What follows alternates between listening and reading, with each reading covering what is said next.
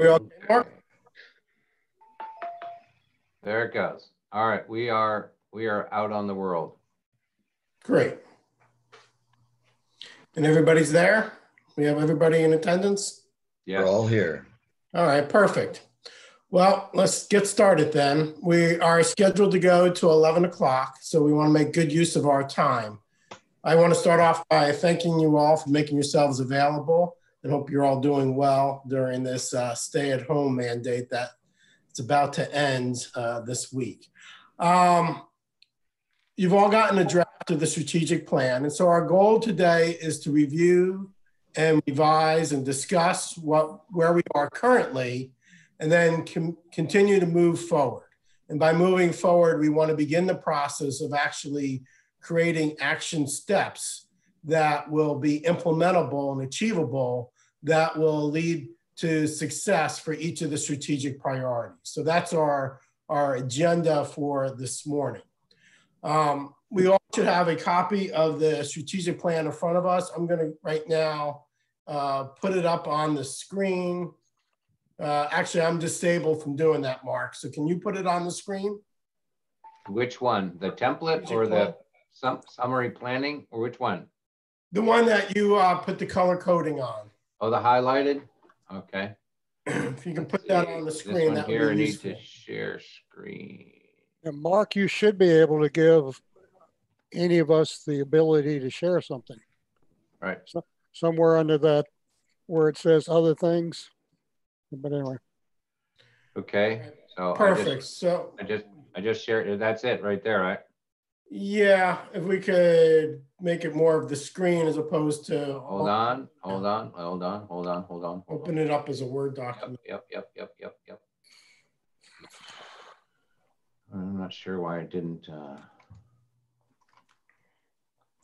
Is the YouTube working? Yes. Should be. Yeah, it says it's working. Yeah, I tried to pull it up and it doesn't seem to be there. Stop share for a second. Get out of here for a second. Yeah, it shows live on YouTube on my screen. Right, but when I go to YouTube, it's not there. I'll do a refresh. Maybe that's the issue. They're on a different way to get there, but it's not under the channel. All right, ready? So homeowners don't know how to get there or can't get there? I'm trying to figure that out. Okay. But right now they're not there. Oh, it's there now. There's 3 people watching, which I'm probably one of them. Okay. All right, Mark, if you just scroll forward until the page 3. Okay. Okay. All right, Mark, if you just scroll forward until the page 3. Okay. Okay. All right, we got some back. Mark, if you just scroll forward until the page. Somebody has YouTube pulled up. Okay. Somebody has YouTube up.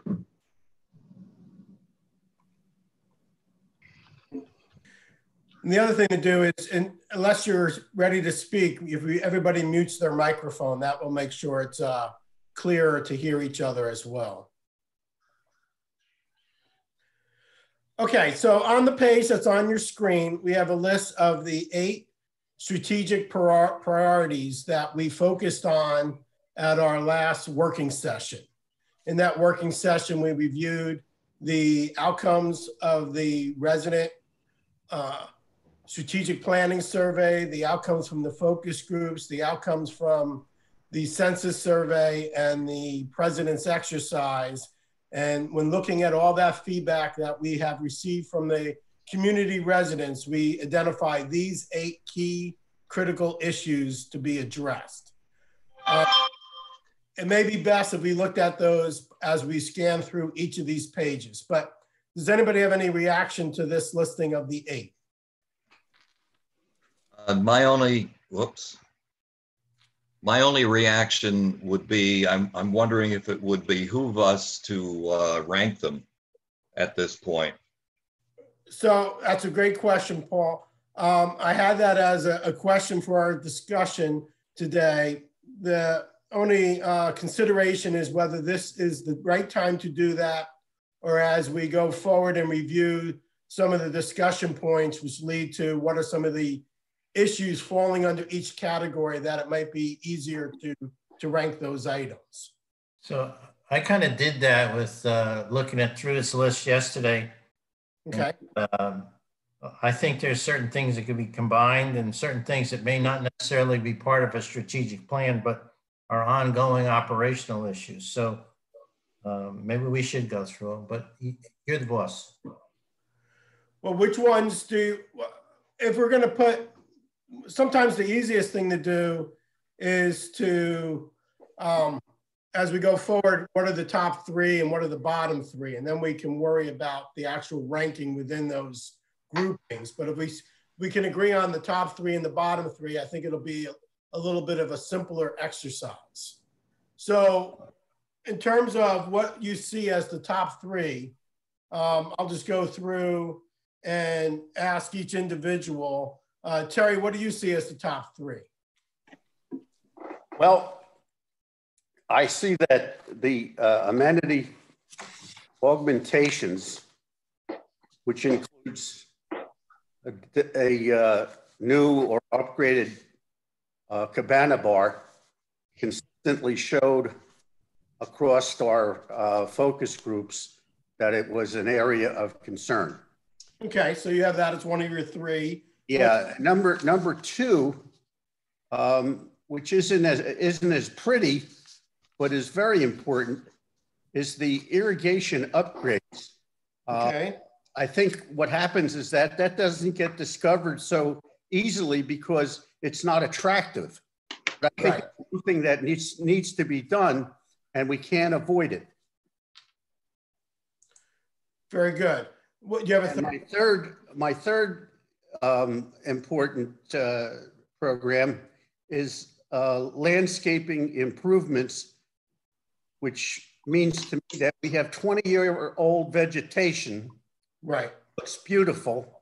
And now we have to make sure that that is able to be maintained and replaced as needed. Good. Okay. Hey, Clarification, Lanny.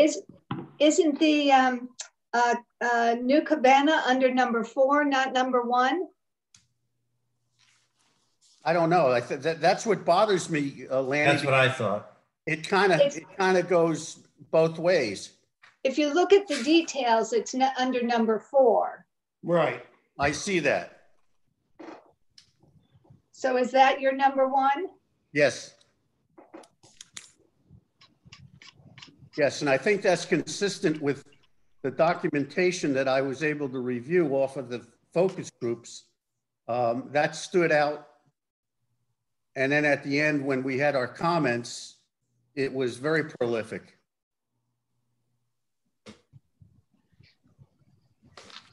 Okay. Lanny, since you piped up, what do you see as your top three? Landscaping, irrigation, and enhancement to cabana experience. Okay, very good. Chap, what do you see as your top three? Dining and event modifications, enhancement to cabana experience, and landscaping improvements. Very good. Okay, Jack, what do you see as your top three? That was Jack. That Chap was didn't Jack. get a chance. Oh, okay. John. John, what are your top three? They're pretty much the same thing. Can you just identify them for us so we have a Sure, landscaping improvements, irrigation upgrades, and the other one was the community well-being. community well-being? Okay, very good. All right, Mike, what are your top three? I think dining and event modifications, landscaping improvements, and community well-being. Very good. Okay, Linda, what do you have as your top three?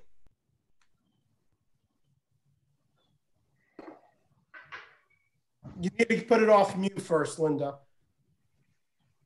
Linda, you're on mute.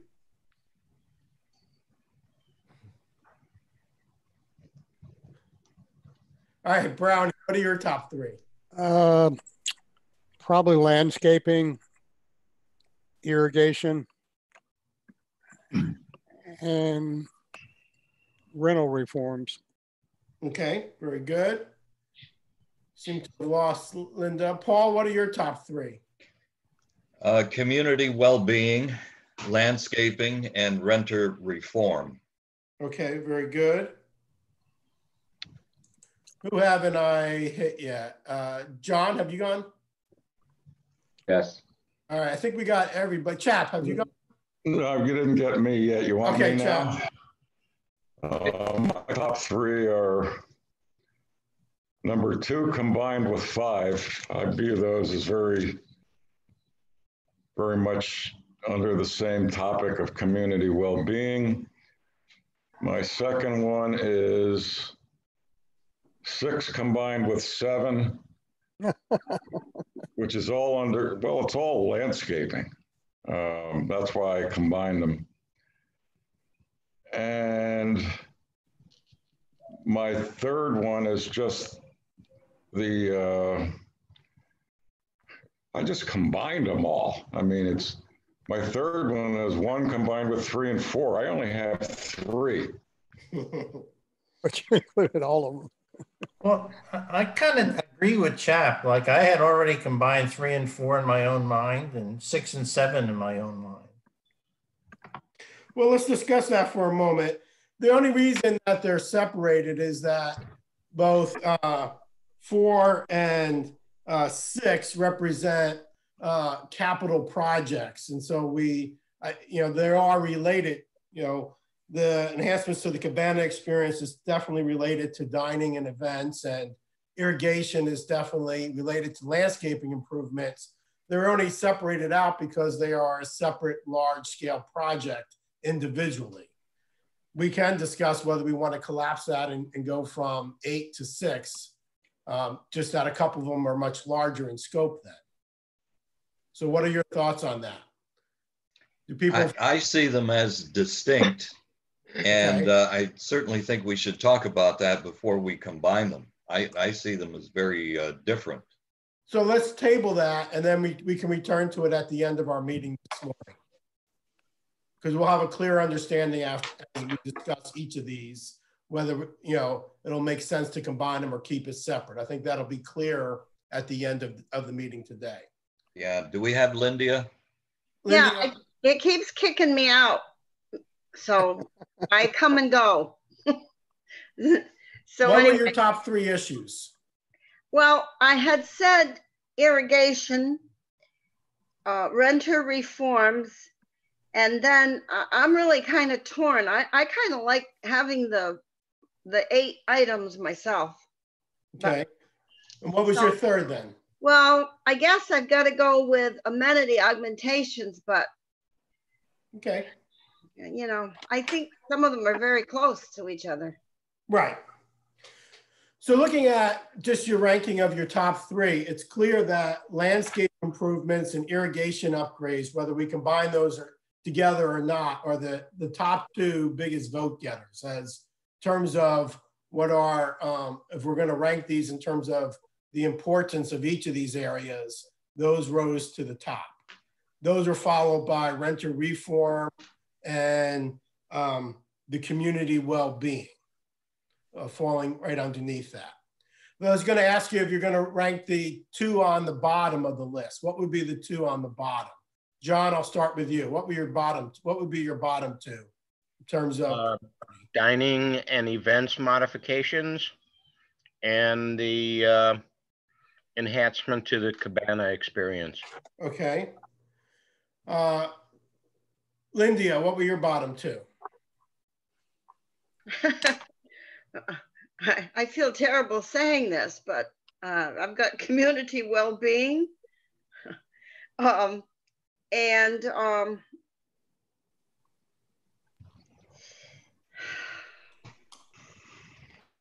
I guess dining and events modifications. Okay. All right, Lanny, what were your bottom two? Dining and events modifications.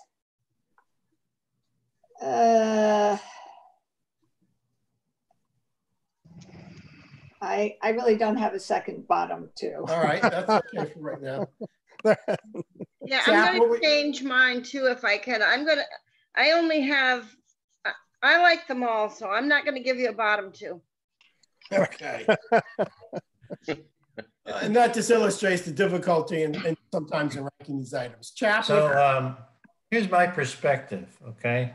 All right. I'm having trouble distinguishing between what are ongoing responsibilities of the board over the next 3 years and what's unique about a strategic plan that looks 3 and 5 years ahead. So like irrigation upgrades, if it's in a strategic plan or amenity augmentation, you know, in my view, some of these things ought to be ongoing and as opposed to being part of a strategic plan priority. So maybe you can help us with definitions. Well, in terms of the goal can be somewhat ongoing. Say the community well-being, just as an example.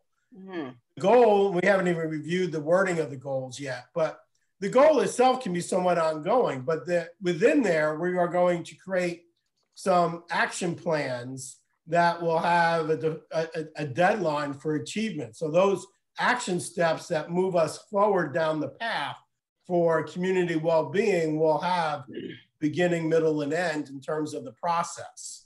The actual goal will not have an ending point in 2 years necessarily. We can't say that the community is now well. We'll never be able to say that specifically, but we can say we've done these actions to improve the community well-being.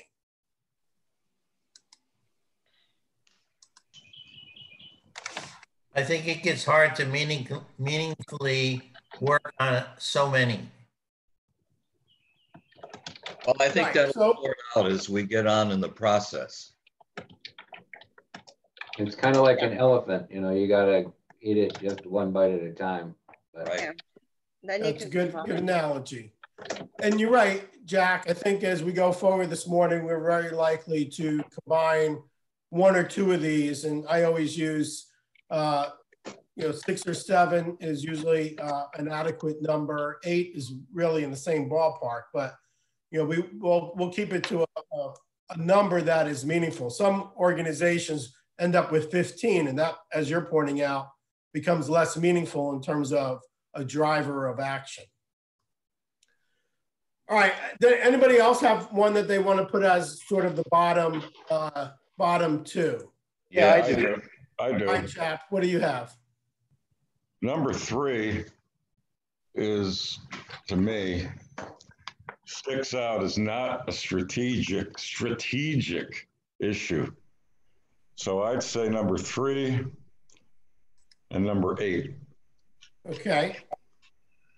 Wow, Chap, you and I agree. I think number 3 just is like a nice thing to say, but it doesn't fit into a strategic plan. Number 8 is kind of interesting. I sat on a committee which was related to that, and we set up ingress and egress inside the community, and that's being set up now, which should enhance the renter reform program. But renter reform, I don't think raises to the level of a strategic plan. I just think that it's something that needs to be maintained. Yeah, well, to the extent that there would be modifications and changes in policy and procedure and maybe even the bylaws, then that would rise it to a more of a strategic level. All right, Mike, what did you have as 2 of the bottom ones? I think that the dining and events modifications, but I think that also kind of ties into, if you're going to enhance the cabana experience, that's going to be part of it, you know. And the other one probably would be rental reform, because I see that more administrative decision making. And okay, Brownie, what did you have as the bottom 2? Probably the dining and events, and probably the fitness program. But one of the things I see that kind of coming out in some of these discussions, even though we have these 8 items, I think the difference is a difference. And someone pointed out there's some of them we could do tomorrow without spending a cent. You know, they're policy things almost. And there's some of these that involve a significant amount of money, like irrigation. So in some ways, we've kind of got apples and oranges on the list. In other words, if we want to do some of these, we could do them tomorrow without any real cost. It's just a matter of putting a priority on them. Others become a big issue because they involve a lot of dollars. So that's one of the problems I see with this list. We've got apples and oranges. Well, right. The apples and oranges, Brownie, is it the way I think about it is we should be attempting to isolate the major strategic issues and not de-isolate it because it costs money. So I prefer to keep the issues separate. You got strategic issues, and then you might find out if you try to tackle them, we can't afford it. That's the way it goes. But it seems to me the subject of landscaping and irrigation are, that to me, landscaping is the strategic issues. Irrigation is part of it. And yeah, it costs a lot of money, but that's not a reason to deprioritize it. Oh, I didn't mean to deprioritize. I was going the other way. Okay.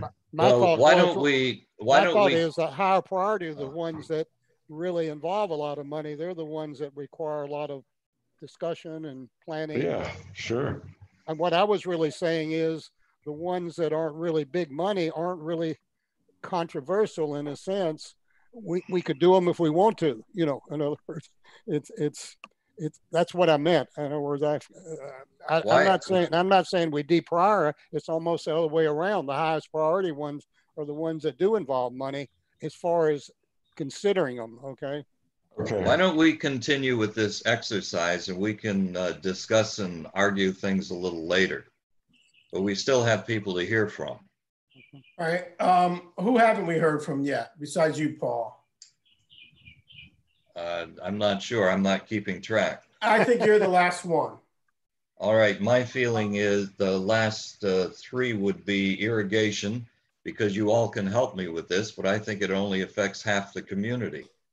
So we can talk about that later. And the other thing is amenity augmentation and fitness would be my lowest priorities.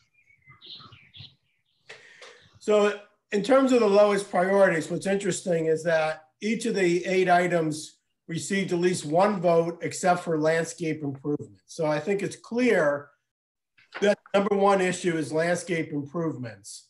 But other than that, we all have different preferences, which is to be expected. But it looks like dining and event modifications was the clear-cut lowest ranked item. So if we want to go from most important to least important, number 1 is landscape improvements. We'll decide whether we incorporate irrigation into it or not. And then the bottom one would be dining and events modifications. Does anybody have any issues with that in terms of the top and the bottom? No. Thoughts? Is this driven by the survey? No, it's driven by our review of the survey. Exactly. And so we're going by what the survey showed. No, we're going by how we interpret the survey. Yes, that's what I mean. So Jerry, we could sort out the impression of the survey based on your numbers, the rankings. Yeah, although I don't want to use just a mean as a way of ranking these 8 areas. I think the 8 areas we can clearly say came out of the feedback we received from the community. In terms of their priority importance, that's based in part on the comments and the data, but it's also driven by how the board feels their attention should be focused. Let's start reviewing some of the individual items. Mark, if you can just go forward to amenity augmentations. So you see, I've taken an attempt to put this in a, phrase this in terms of a goal statement. And we see that we want to ensure that Sterling Oaks remains highly desirable community by providing the right mix and level of amenities to meet the evolving desires of current and future residents. So if that becomes the goal statement, what I've done in the discussion points is try to capture the feedback we receive from the community through the various sources. And you have some of those facts and comments in the discussion points. Does anybody have any reaction to the wording of the goal in terms of its focus and scope? And are there any discussion points that we need to consider that are not listed on the page? Well, I have a little bit of problem with the amount of detail where all these goals came from. In other words, it's almost like a laundry list of anything that anybody brought up. So I was a little concerned with overall the number of items on each one of these things. And where it's like we took, if one person said this was a possibility, it's on the list. Where did these goals come from? Yeah, so Brandon, just because it's on the list, I was trying to capture some of the points for discussion. Another way of phrasing that is for consideration. It doesn't mean that these are each of the bullet points here under discussion points are mandates. And what does the yellow and green highlights mean? What's the significance of those? That's a good question. So Mark took the initiative to try to identify some of the discussion points that are club management or staff related. He highlighted those in yellow. The ones are green are somewhat currently in process. They're already being discussed or considered. And then the ones that we'll see in blue are ones that have a more significant dollar cost attached to them. But the large shaded covered structure is certainly in progress, and that's not shaded. That's correct. And as far as pickleball and bocce lighting is concerned, bocce is lit at night. You've got those big monsters. That's how you can see when we have the parties out there. And Alan has already put up extra lighting for that. But pickleball probably is a no-go because of the proximity to the homes. And we've already had individuals who live close by saying they did not want to see nighttime play for pickleball because of the activity at night that is adjacent to their homes while it's quiet. But I would agree with that. I think pickleball in the evening would be the death knell of pickleball. Right now, we're very lucky because noise is one of the biggest factors, deterrent factors regarding pickleball. And right now, we're living in harmony with the community, but evening pickleball would create a firestorm, I think, in the neighborhood. So that's why Mark highlighted it in green. The lighting for bocce is already happening and the lighting for pickleball is not really feasible. But back to your point, Brownie, this category is more comprehensive than some of the other topics. We didn't have a separate item that was, do we need to expand the pickleball and bocce courts? This one embodies, all aspects of the community in terms of the amenities. It would even include,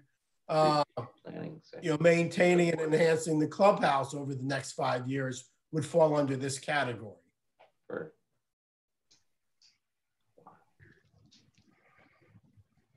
Well, if you just go back to the top of the page.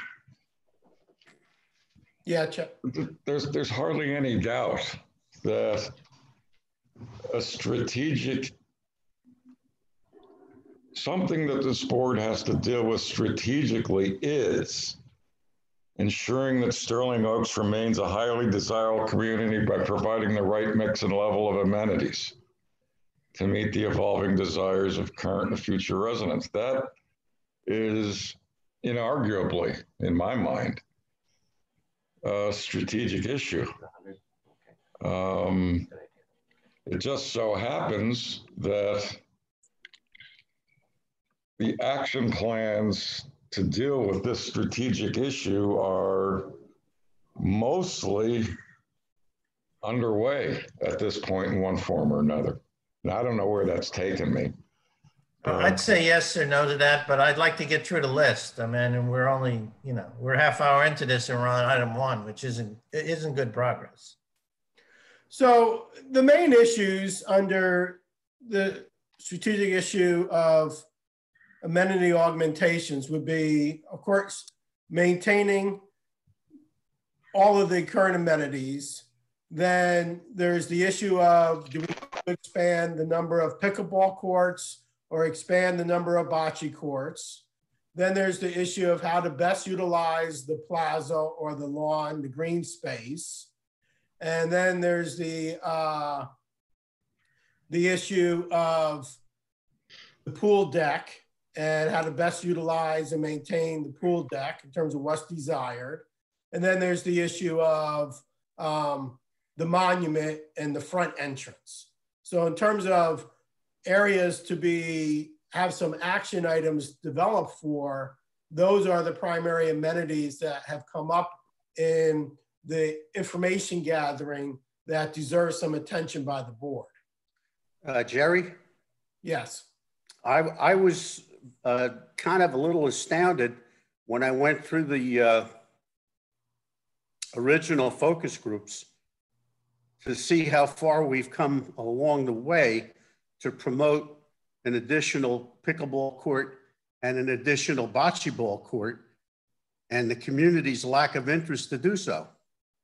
Yeah. Well, the thing that you have to balance is the realization that any of these amenities are only going to be utilized by a minority percentage of the community. So when it comes to something like pickleball, which we know is nationally increasingly popular, we know that as a percentage of the residents who are utilizing it is still a less than 20%. But if 20% are using it and that's going to grow to 25% over the next 5 years, you as a board have to, start exploring whether there is value in adding an additional court. I don't have a problem with supporting either a new bocce ball court or a new pickleball court. It's just I'm pointing out the lack of interest of the community to do so, which somehow we have to balance in order to go forward. Right, and that relates to the fact that if 75% or 80% of the community haven't played bocce and have no interest in playing bocce, then they're not going to have an interest in expanding the courts because they're not involved with that. But the 20% that are really see how crowded and busy it is and really see the value of it. And so as a board, there's no question, balancing act. There's no question that is an issue. But like I said, when we set out this strategic plan, we were asked to find out what the community wants. And sometimes the community doesn't want things and sometimes the community does. Well, I would disagree with you that there's no support for pickleball or bocce. I think it was significant in the survey. And my feeling is we should move to consider under this topic pickleball, bocce, the monuments, the pool deck, and the plaza lawn, and see if we can't develop action plans for those 5 things in particular. Yes, and again, we're not here today to make any decisions. The idea is that we've identified these are 5 areas that we need to do some exploration on, gather additional information, determine potential locations, the feasibility, the costs before a decision would ever be made. But right, exactly. And we have information on 2 already. Yeah, but those are 5 areas in which Cap agrees with me. A couple of years there could be, you know, some time and effort gathering data and discussing and vetting before making a decision on. Some will be made within 6 months, others might be, you know, 30 months before a decision has to be made on.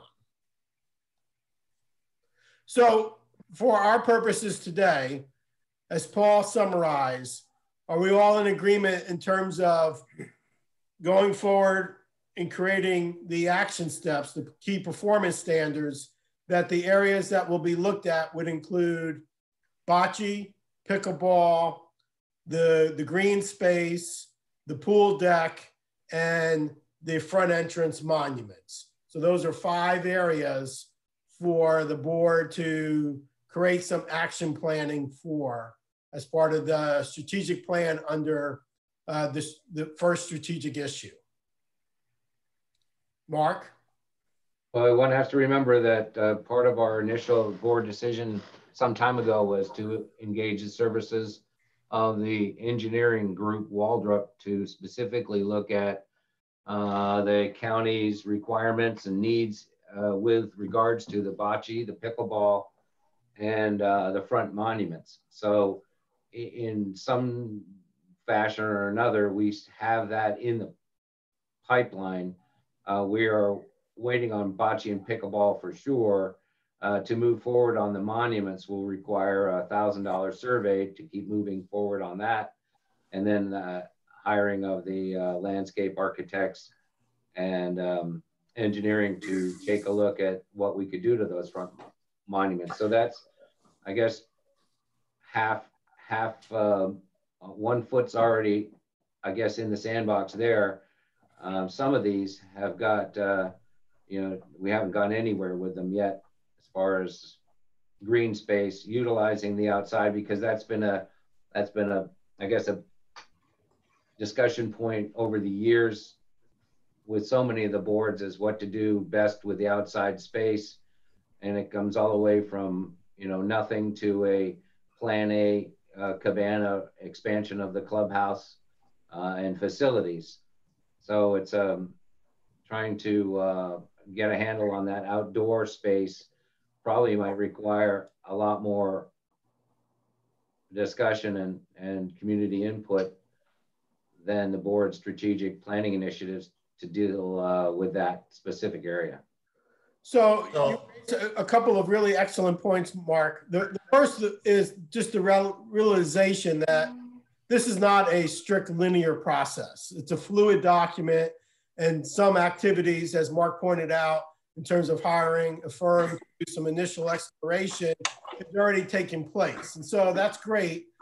What we want to do is start enumerating through the key performance standards, what are some of the steps that need to take place. And if you look at the table here, you know, for each of the different action steps, what are the metrics? What is the deadline? Who is going to be responsible? Is there a dollar cost attached with doing it? And once you have this table filled out, you see the status cell. And during, you know, your monthly meetings or every other month, you can get updates and make sure that this is continuing to move forward. So it's really a plan that is enactable and is motivating to ensure completion. But so the things that you already mentioned, Mark, we do want to get those into the template to say this is the first step that we're already working on. Something like this here? Yeah, and then, you know, just going forward, we're not going to take the time to do that, but that is the first action item, and then we'll figure out when that's going to be achieved, and then what's the logical next step, and so on and so forth before the board has to make a decision on going forward, taking it to the community, how to take it to the community, and things of that nature. So, Jerry, I have a particular issue. Jack, go ahead. I'll follow up. Okay, so So there's a possibility that the pickleball court that we're proposing can't go there because of parking restrictions.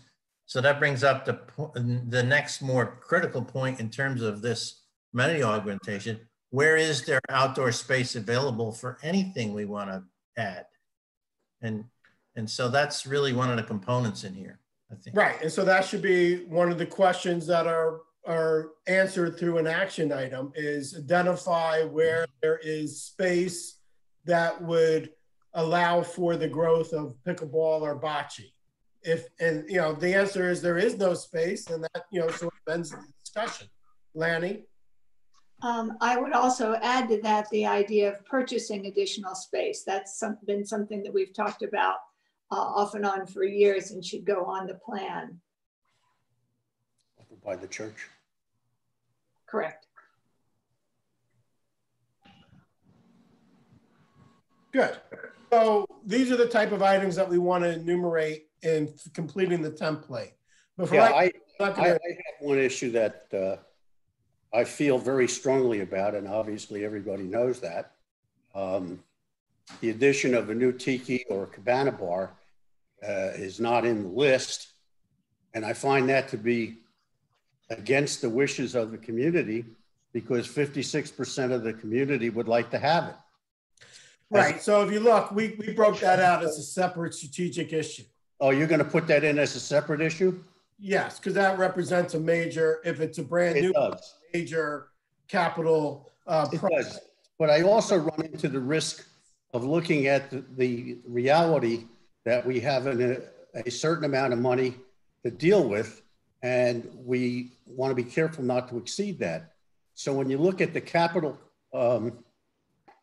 cost of a pickleball and bocce ball court, as opposed to a $1 million amenity for a tiki bar, you're looking at 25% of that cost to be spent on pickleball and bocce ball, which has less interest in the community than what is shown to be the larger interest in the tiki bar.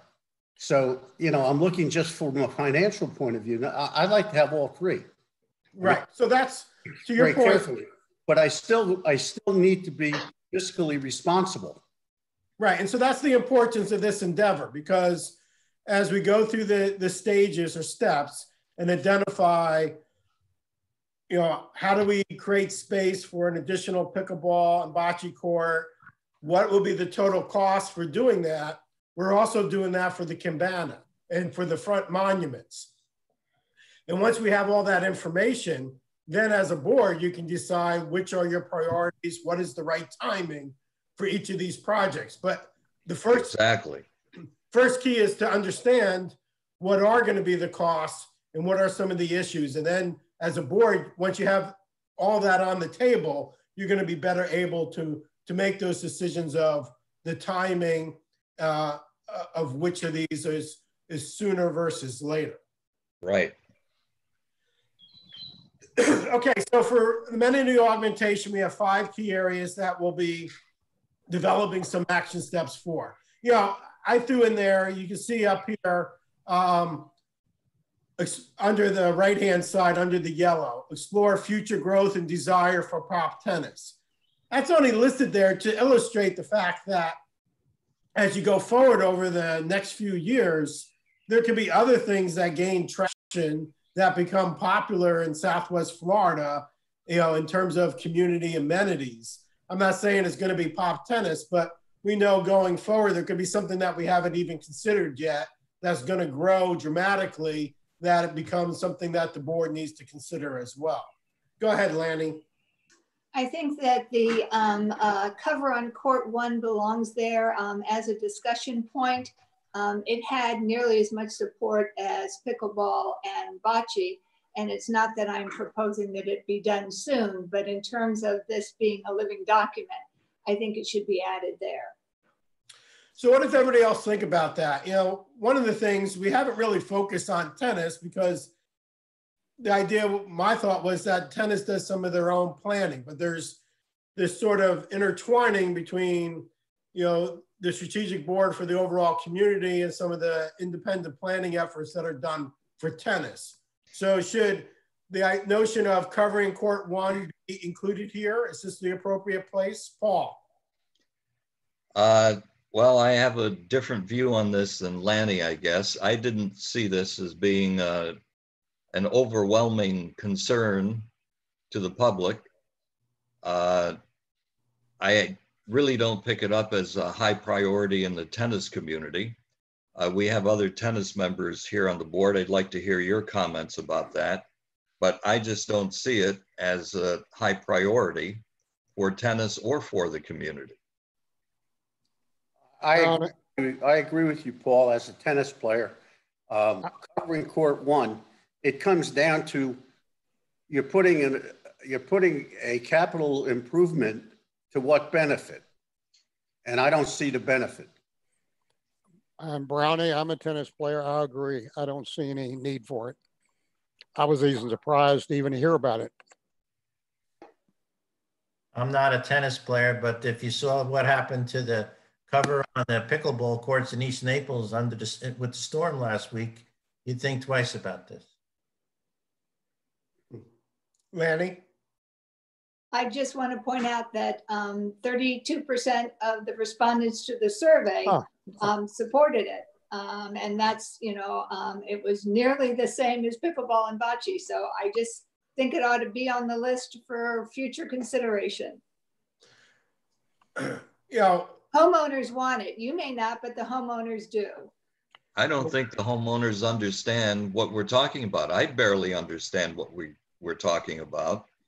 And I'm a tennis player. I'm in touch with the tennis community, and nobody knows what we're talking about here.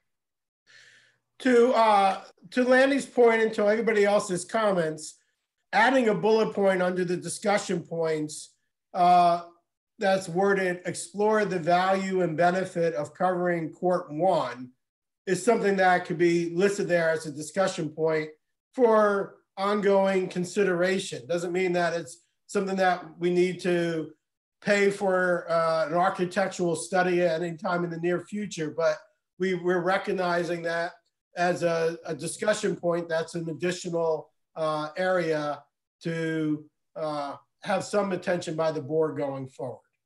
I wonder what the rest of the board thinks about that. Maybe we can eliminate it entirely.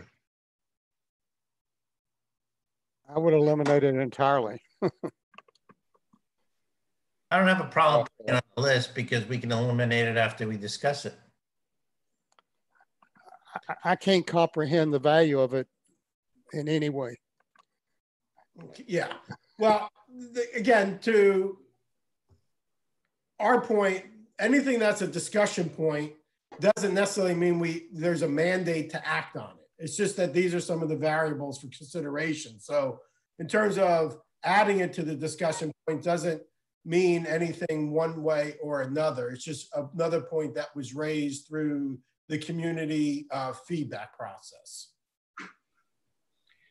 Well, I don't understand why covering court 1 belongs in a strategic plan discussion. So I would be in favor of not highlighting it at all. Okay. Well, go ahead, Len. My point, Jerry, is if 8 of us feel that this is not worth a discussion down the road, we'll just argue about it later. Why even put it on the list? Right. So that's clear. So far, Lanny's the only one making the strong case for it. So go ahead, Lanny. You had your hand up. I think the communities also. I mean, I'm sort of appalled that we're not taking the results of the survey seriously when we promised that this would be a bottom-up endeavor.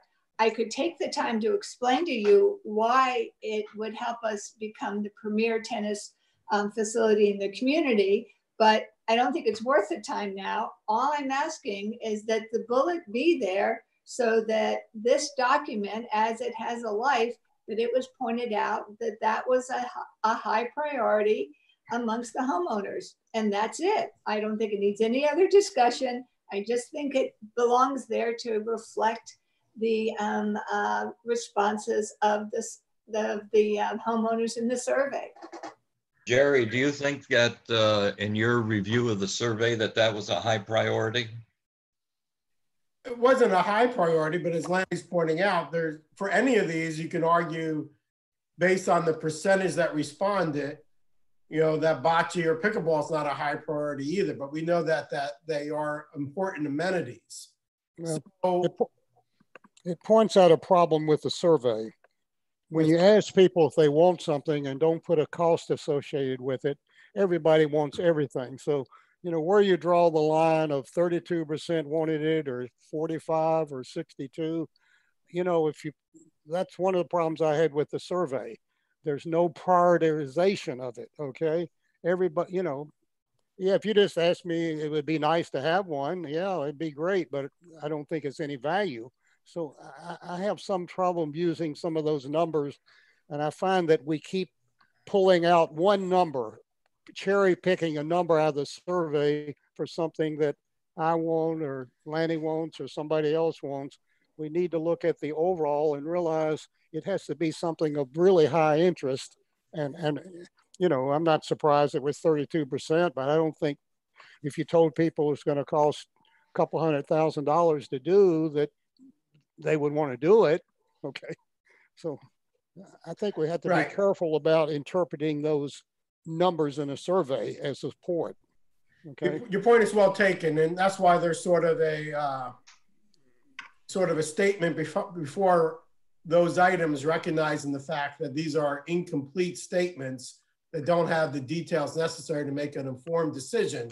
But at the same time, it gives you an indication as a board as something that we need to explore further or not. Now, for the sake of time, we're going to need to move forward. Lan, I'll give you the last comment here. Go ahead, Lanny, you have the last comment. I just said drop it. Okay, good. All right, Mark, move on to number 2, please.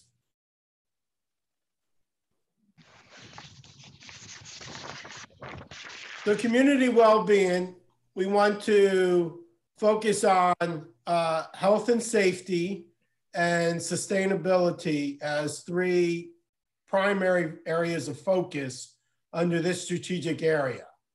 So we know that there could be a number of different action items regarding the safety of the community, the speeding on the roads. You as a board are already aware of this and trying to come up with solutions to that issue.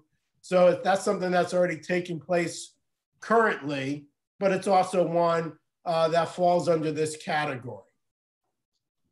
And we know based on our first sub-bullet point, 71% have mentioned speeding as an issue within the community.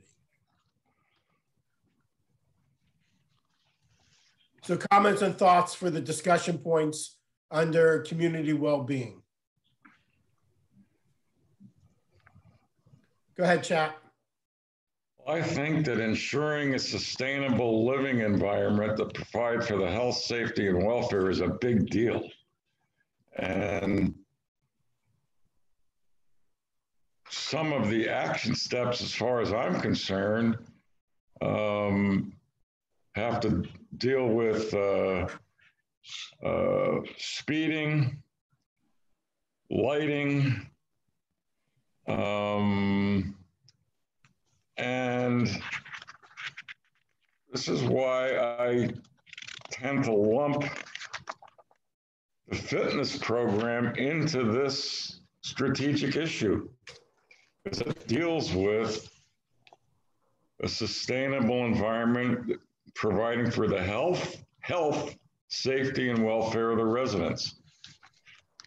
So, I would actually push to lump the whatever action steps we might want to take as it relates to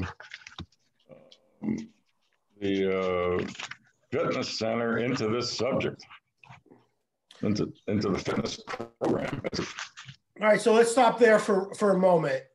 Do anyone have any further thoughts on the notion of combining community well-being with fitness programs and opportunities? In other words, fitness programs and opportunities, we would just fold that into the community well-being category.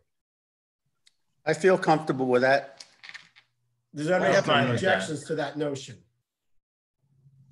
Any No. objections to doing that? Mike? I think it's a great idea. I think that we need to do a lot more with the community at large when it comes to the fitness programs. Okay, so then based on that feedback, we're going to eliminate number 5, and that will be, those discussion points will be folded into the discussion points under community well-being. Do you want to sort of, if you're going to fold some of that number 5 into the community well-being /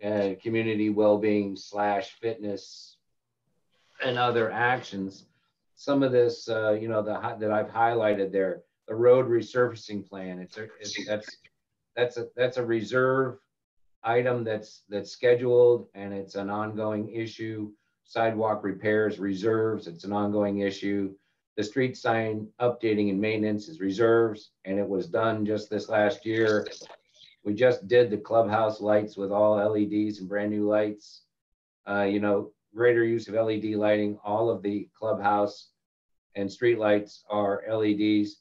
I have given Paul the opportunity to start, Barris, to start looking into and giving him quotes for LED lighting on all of the courts to provide greater illumination and less cost. Are those more, that's why I've highlighted those. I don't think those really fold into the fitness program per se. If you want to say well-being fitness, it's more ongoing maintenance and repair to provide accessibility and safety to the community. I would agree with Mark that a lot of this stuff is operational. My recommendation would be to combine the safety issue, which is speeding in particular, as an item the community is very concerned with. I would lump in there the sidewalk plan in terms of a plan that we're checking for the safety of walkers in the community, being sure that the cement isn't lifted, and if it is, it's taken care of. Lump that under 1, and then number 2, we explore the benefit of the blue zone community because that's distinctive here. And finally, we know that 77% of the community is focused on environmentally friendly and healthy community. So let's set that aside and develop action plans under that. One might be a preserve walk, an extension of our preserve walk that we have now off into the preserve area. And then of course, we're adding fitness in there. So we have 4 components. Paul? Yeah. I think we should keep some lighting in there because the intersections are still poorly lit. And when it's dusk at night and walkers are out and bicyclists, and you're coming down the streets and making turns onto those side streets and everything, it's still not clearly lit. Well, the point I'm making is, as a board, we can tell Mark, take care of that. Okay. I'm not sure it's a strategic issue. Okay. Okay. How about bicycle rules and bicyclists throughout the community? Are they going to be considered under this as far as educating them? Yeah, so we have that under safety, and so that would remain under safety as something that needs attention. Okay. So to Mark's initial point, the 4 bullet points that are highlighted in yellow on the left-hand side are operational. They're already budgeted and reserved, so those will be eliminated for the discussion post. And the 4 key areas will be community safety, becoming a blue zone community, being environmentally friendly, and then fitness will be part of that. You know, other things like looking into pet waste stations or things that can be still on the list, they don't have to fall into one of the 4 categories. And that's a simple item to decide whether you want to put some doggy bags and garbage receptacles in different locations. Lanny? I have two questions.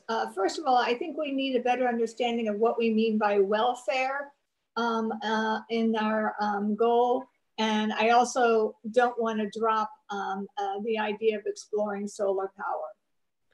So to your points, welfare is just a word that I chose just to not be redundant with well-being. So don't put too much weight on a particular word that I just use as part of the phrasing. You know, I'm using welfare and well-being as synonyms in this instance. Your point about sustainability and solar power, I think it's, you know, there's a number of things that can be done under the heading of sustainability.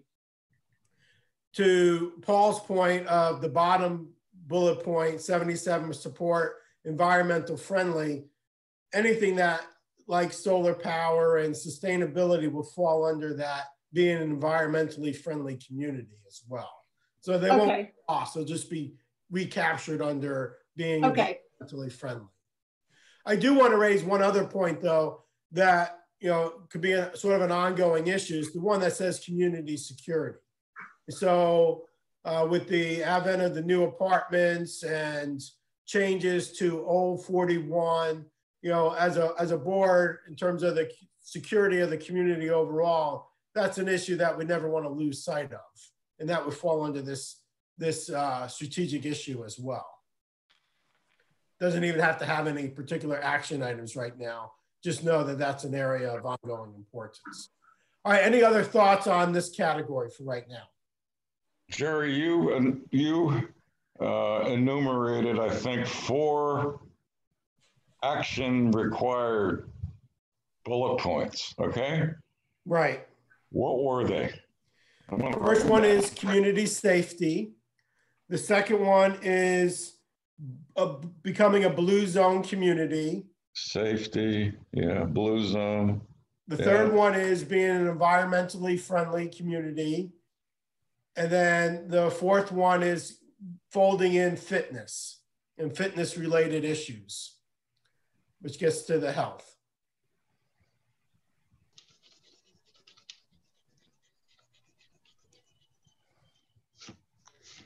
Safety, we're really talking about speeding, right? Yeah. One of the things. What else are we talking about? Safety would include speeding, a plan for bicycle riders, making sure that sidewalks aren't creating tripping hazards. Intersection lighting. Yeah, that could all fall under safety. Speeding, lighting, sidewalks. Bicycles. Okay. All right. Bicycles. Any other thoughts before we move on to number 3? All right, number 3, Mark. Wait a second. Environmentally friendly. Yes. What are we talking about? What are we talking about there? It could be enhancements to the walkways around the preserve.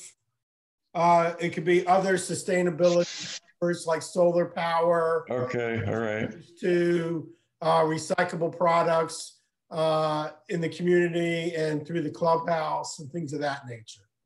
Okay. It all makes sense to me.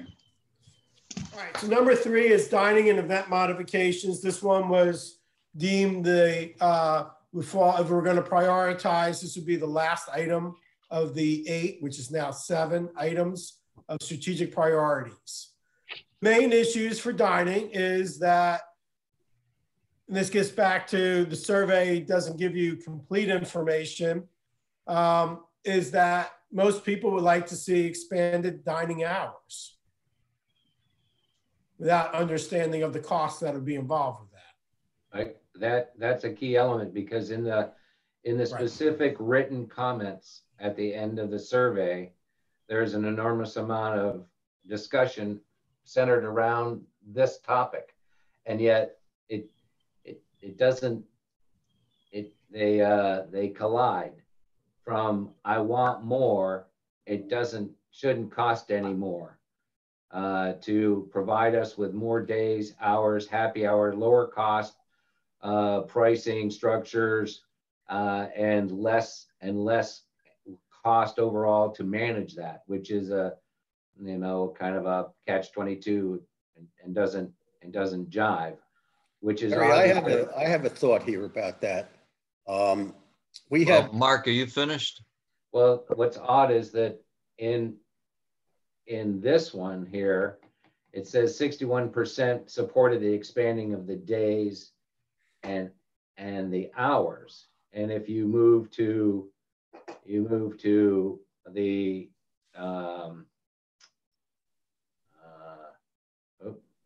I think it was Cabana. Cabana experience, it says 56 supported a new, 64% would accept a new monthly dues increase for operational expansion of a new cabana. But in the dining experiences here, it says we want more, but we don't necessarily want to pay for it. So well, we didn't ask them. I think there has to be a lot of, I think there has to be some knowledge thrown out there to these people to really make them understand that if for the time being, we changed and modified the existing platforms of the dining expansion programs with, let's just say, the existing cabana and its shade shelter and pool area for the time being, to open that up operationally at night and increase the hours of operation and add more service staff, et cetera, the amount of revenues that would be coming in would not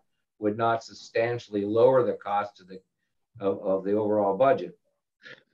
Much like Terry's situation, where Terry's situation says we're going to have to put a large investment into a outdoor tiki bar. It'll be very popular for you know, the residents. Whether or not that, you know, to try to figure out how to get that to be a profitable structure is an impossibility, as we've seen from every other community in Southwest Florida. But at least it seems that people would support increased costs associated with a new tiki bar. That I just don't know whether or not they didn't support increased cost for the old tiki bar. So right. So as we go forward, you know, in terms of action items, hold on a second. An education component of the steps in the process. That if you know, clearly the members, the residents of the community would like to have the dining open more days of the week, but they don't have the understanding that yes, we can do that, but it comes at this cost.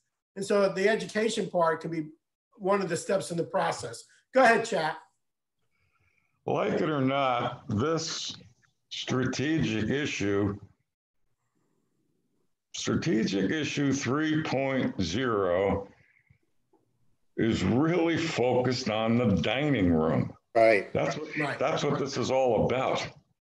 Right. And to me, this is not a strategic issue. All of these things are ongoing questions that we have about how we currently operate our dining room. And there's nothing new here. So no, I don't think it's strategic in the fact that if it impacts the budget process, the levels of the community, you need to be looking at it in terms of what are the impacts. But in terms of, you know, some of these items are much more operational. That's certainly the case. I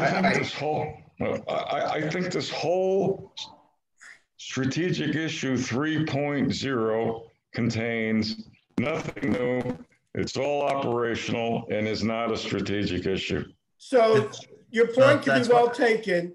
I just want to add to that though, even though we can argue that it's not strategic per se, the fact that this is an area of importance based on the feedback we receive from the community.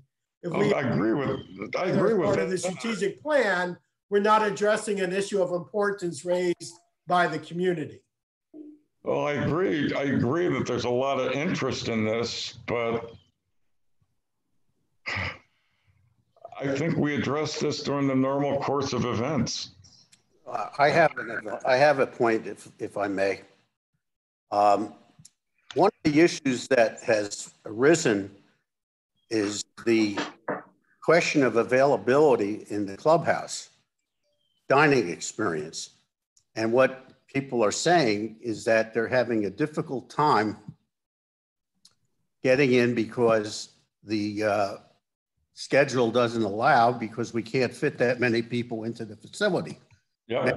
My answer to that answers two questions, because the other question is, why are the costs so high?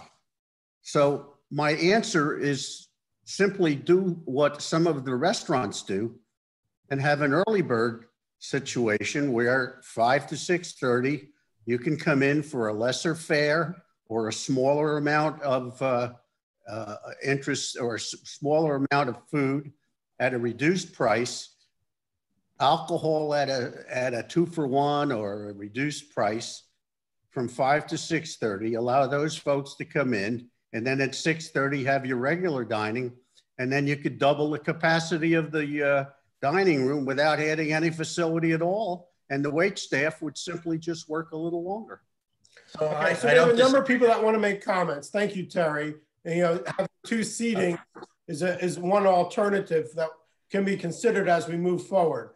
But I know Jack, Lanny, and Mark and Paul have had their hands up. We ran early bird specials for the past 3 years.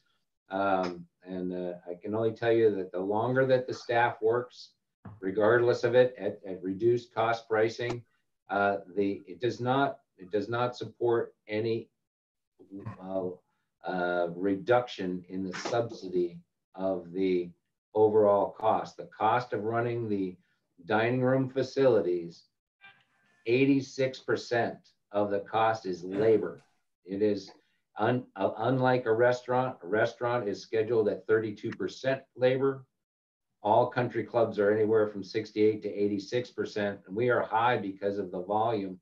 We can't load 150 people into the dining room over and over again. We can't do 300 or 400 or 500 covers in a dining room like some of these other clubs or other restaurants. We can do 80 and upwards maybe of 100 from time to time, but that is it, because we're based on the limited size of not only the dining room, but the kitchen. It specifically itself cannot handle higher volume amounts. So we did do reduced drink pricing with 6. If you ordered before 6, you had a whole opportunity to come in early between 4:30 and 5, order before 6 o'clock, and have early bird specials at reduced pricing. And that was consistent with our operations in order to maximize those early times to create more room for the other times. I think that, you know, this is where strategically, I think what the board has to understand is that if we want to open more nights, for instance, let's say we wanted to open Wednesdays and Fridays, we have girls' night out scheduled 2 nights a week on Wednesdays. They'd have to move to another night. We have our Sterling Oaks Speaks, we have our special events, we have our trivia nights, we have all these things interspaced in there from an activity standpoint, which Lindia is well aware of. So trying to get them to understand that dining would be available on some nights but not on others is a very difficult consistency, especially from a restaurant standpoint. Restaurants are the same thing every day, all day, same menu, same dining, same everything. We are so multifaceted that it makes it probably very difficult for the average consumer to really understand what's going on in our dining room, because it's a meeting room, it's a banquet hall, it's a everything from soup to nuts during the season. And right. So I can understand frustration. It's frustration on our part as well. All right, let's go to Lindia, and then I'll get to everybody else as well. Lindia? Yeah, I know that there was no cost associated with this one, so you're just getting what people want with no funds attached. But I'm wondering if we could keep it on, because there are things we could do, I think. And I think it also comes to a possibility where you might say, do we want a minimum charge to support the food, the dining and activities? Also, I think there are a lot of things you could explore. I think you could keep the band an extra hour, do dining and dancing from 6 to 9. And then if people want to stay from 9 to 10, or younger people want to come in and dance with the band and drink, 9 to 10, you could have a $5 cover charge or $10 cover charge. I mean, I think there might be opportunities to make money through the use of the band. So Linda, your point is well taken. That's why we want to, look at, when we have these discussion points, there are a number of issues that can be explored in greater detail. So you're raising some good points that later on down the line need to be discussed further in terms of action items. All right, Lanny, and then we'll go to Jack and Paul. I think this needs to remain as part of their strategic plan. As Chap points out, homeowners have been dissatisfied with this for many years, but we really haven't addressed the issue. And I think that this points to a need for a more focused effort on addressing this. Okay, thank you. Jack? Yeah, I think it belongs on the list. It's down at the bottom of the list, but it's front and center of the minds of most of the people who live in this community. It takes into account, we only have 100 people typically using this dining room when there's more than 700 doors in this community. So we're doing something wrong perhaps, but it belongs on the list. Okay, and Paul? I also think it belongs on the list. I think what we have here are some issues that can be handled by administration, that some of which Mark has pointed out, and the rest can be handled by the activities committee. But I think there are things for the board to discuss here, particularly, we know 76% of these people are unhappy with the reservation system and who gets on the list and who doesn't. And 61% supported expanding the days and hours of the clubhouse. They're very concerned about that. Again, they recommend hours and days of the week opened, and people are upset and concerned about this. So I think the board needs to pay attention to these things and then turn over to Mark and the activity committee some of these other things that they can handle more operationally. But I think strategically, we need to talk about access. Good point. Activities. Any other final thoughts before we move on for the sake of time?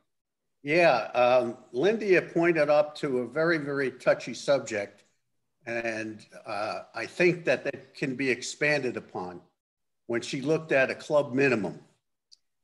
Problem with the way it was stated in the focus group, club minimum, everybody understands that you pick a number and that everybody has to spend at least that much for the year. But nobody understands the other part of that, which means the club minimum picks up what is now being subsidized by the club. Once you put in a club minimum, then the subsidy goes away because it's picked up by the minimum. So you're really just trading off one for the other. Understood that. How do you explain that to the 500 people that don't use the dining room? They're already paying for it, Jack. Well, I know they are, but they don't know that. Well, they should. Well, that's the whole point. We should tell them that they are. And again, those are something that can be discussed as we go forward. We're just not going to have that detailed discussion today. There are some pros, there are some cons, but that's not for our discussion with the limited amount of time we have left this morning. All right, let's move on to key issue number 4, please.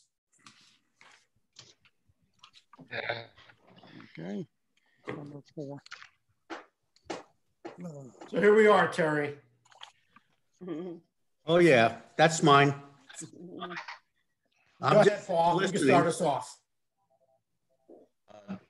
Before we get started on this, I'm puzzled. I have a hard time distinguishing between the current cabana and the proposed cabana.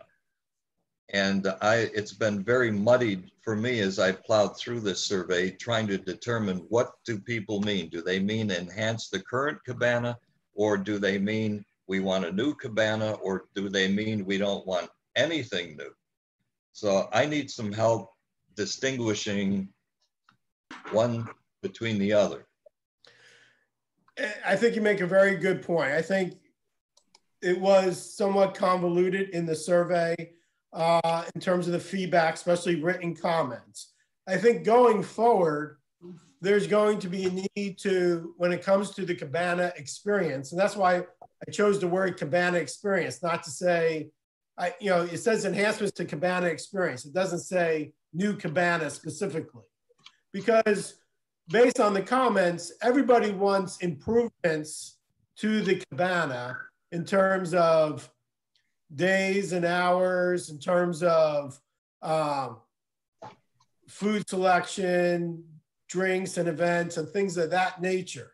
Whether that is done through enhancements to the current facility or a new facility, we as a board needed to come up with plausible scenarios of good, which would be improvements to the current, better, which is a new Cabana, or best, which would be another really good new Cabana. And so we have to explore to address the interests of improvements to the Cabana experience, whether that can be done through the current facility to meet the needs of the community or a new facility.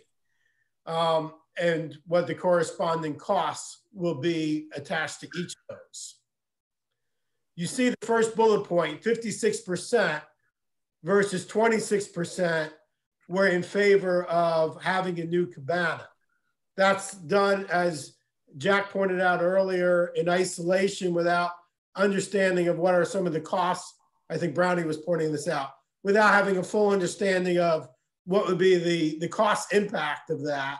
But just the notion of a new Cabana, there seems like the majority of the community are interested at this point without having the detailed information. Well, this is where it gets into Paul's dilemma. 56% support a new Cabana. What is that? Is that a new current, what I'll call tiki bar? Or is it a new facility that has nothing to do with making what we have better? What is so it? As your point, Chap, just like you go to the grocery store and you buy laundry detergent and it says it's new and improved, but it's the same laundry detergent, the same size bottle. It's not really new in terms of a physically new structure. So yeah, that is open for interpretation. That's a very good point. Lanny. Just to remind everyone, the specific question on the survey that this is in response to is new Cabana, build new Cabana with access from pool and plaza, addresses desire for more casual and outside dining, would include its own kitchen and grill, could become hub for evening events, happy hours, sport-themed events, etc. So I don't think there's really anything vague or confusing about that. Good clarification. I had neglected to remember that. Good. Other thoughts on this? Yeah, again, coming back to my original point, Lanny points that particular question out, and that's very clear. But there are probably 10 other questions that can refer to the existing Cabana. And I can't distinguish between the two. Regardless of whether it's new or the current facility, members of the community are desiring of enhancements to the Cabana experience in terms of the hours, the days, more social activities revolving around it. I think whether that's a new facility or the current facility, people are looking for some enhancements to the Cabana. I think the first thing we have to do then is distinguish where the priority is. Is it the current Cabana or is it a new Cabana? Well, if you go to item 21, a new Cabana would provide a number of potential benefits. And how do you feel about supporting it? And if you look at the numbers, 36% don't want to support it, and the rest do at certain levels, anywhere from $5 to $10 a month up to above $25. So it's clear that over 50% of the people want to spend money for a new cabana. I think that's pretty clear. And Well, do on they Terry's want to point- refurbish the current one or build a new one? That's what I don't understand. Well, so I think- it says a new cabana. we can go through. Clear. It doesn't get clearer than Sizes. that, Paul. If it doesn't say a new cabana or upgrade the old one. It says a new cabana. And it also puts down how much money would you put in to support it? And it's clear that over 50% of the people support a new cabana. It's pretty. And so how much money could we afford to spend on a new cabana if the maximum amount that we propose that the community spend for a facility is impossible? I mean, you have some basic economies that you can look at and see if the question even made sense. So, that's the problem with surveys, is that after hindsight, you can always look at the wording of questions and say, it leads to some opening of interpretation. The reality is this is going to be an area where I think you're going to need to have, I used that phrase earlier, of good, better, and best. I think you're going to need to come up with some scenarios of how you can enhance the cabana experience. And there could be a range of ways to address that. And then once you gather that information, you will have to turn back to the community in terms of what their interest in which of those different scenarios. Lindia, and then I'll go to Lanny. Go ahead, Lindia. Yeah, I guess my point is that what they want is the kitchen and the grill. They want additional bar seating. They want TVs for sport, lots of TV watching and all that. And pretty much the old cabana doesn't provide room to do all that. So I guess if they want all those things, and they said 64% would accept the monthly dues for operational of a new cabana. I mean, if you can't really do what they want with the old cabana. So I guess you got to go by the survey. I'm going to go to Lanny and then I'll come back to you, chap. Okay. Lindy hinted at it, but I want to just clarify. Question 21 doesn't refer to the cost of building the cabana. It refers to the additional cost of operating. Mark has told us that this will cost more. Strikingly, a significant proportion of the homeowners are willing to spend more in their monthly fees in order to have this new cabana that Lindia points out. Go ahead, chap. The only way we're going to resolve this, in my opinion, since Terry, and Lanny, I'm coming around to your arguments here about what the community wants. But the only way we're going to resolve this is to do a full-blown design, cost out, and operational cost out of a new cabana. That's the only way we're going to resolve this. I agree. I agree. Well, which means let's move on. This isn't the meeting to get the action plans. Right. We all agree it's a Well, that's what I strategic thought item. we were doing. Action required. But I didn't think we were doing that today.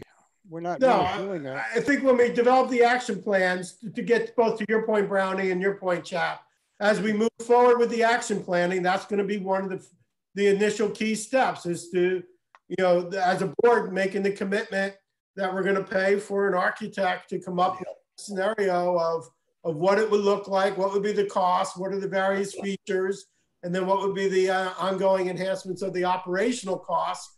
You're going to do the same thing for the current facility, and how can we upgrade that, and what would be the cost attached to it? Paul.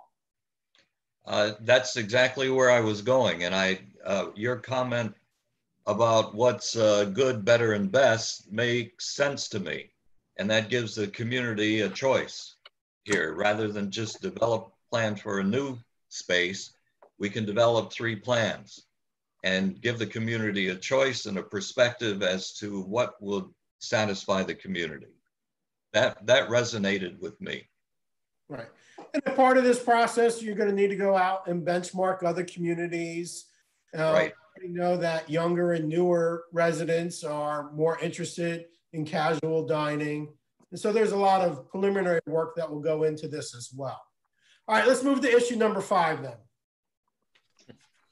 I did okay. In fact, I'm going to suggest we can skip over number 5 because we've already said we're going to fold that into True. community well-being. Right. Okay, so irrigation upgrades.